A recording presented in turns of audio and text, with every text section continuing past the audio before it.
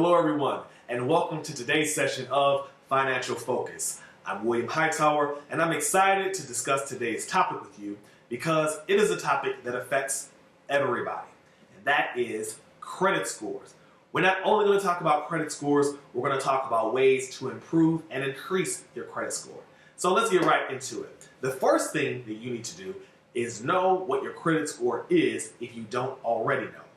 My personal recommendation is to go to creditkarma.com, creditkarma.com, and sign up for their service. It's a free service, and there you'll be able to see what your credit score is, what's on your credit, and you can actually dispute items that are on your credit directly from that site. Once you get what your credit score is, or your FICO score, you'll be able to see a 3-digit number that represents your score or credit rating. And I'll go over what those ranges are. If your score is 750 and above, awesome work, great job, you are considered to having excellent credit. If your score is 700 to 749, you are considered to have good credit. If your score is 650 to 699, you are considered to have fair credit. And all that means is that you won't slam the door on you, but you won't be welcomed with open arms either. If you have a score that is 550 to 649, you are considered to have poor credit. And if your score is 550 and below, you're considered to have bad credit. No matter where you're placed, there's always room for improvement. And in today's session, I want to give you one quick tip that can help increase your score a little bit over time. For all of you all that are heavy debit card users, I want to get your attention if you're a heavy debit card user. I'm talking use your debit card for everything, to buy gum, to buy gas, to shop with, to buy food with, groceries with, everything. The money just comes directly out of your checking account. There is a way that that behavior can help you improve your credit score.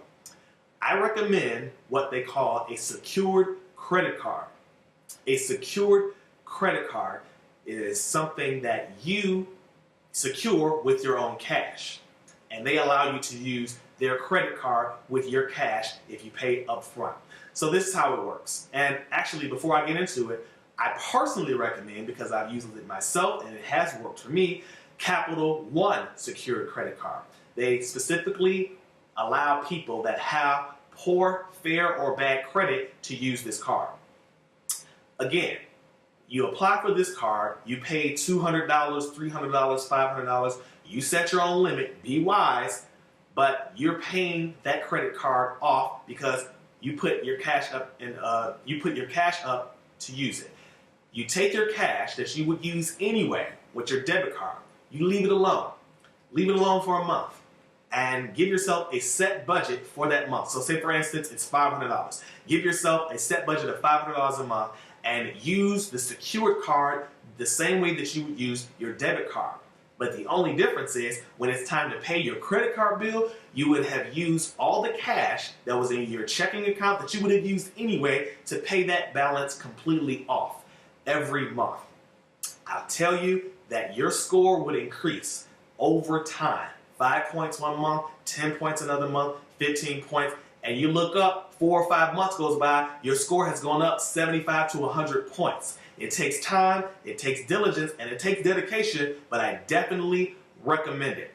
That's all the time that we have for today's episode, but tune in this Friday because we're still going to stay on this topic of credit repair, and I'm going to be giving personal recommendations of credit repair agencies, reputable credit repair agencies that are going to help people that have a lot of damage on their credit, like collections or close off or charge offs. These agencies are going to help you, so make sure that you're tuning in this Friday because we're going to come back to you with great information. So that's it for today's episode of Financial Focus. Again, I'm William Hightower. It's my pleasure to speak with you, and I want to remind you and your money to get involved, get informed, and stay empowered. Until we meet again, stay focused.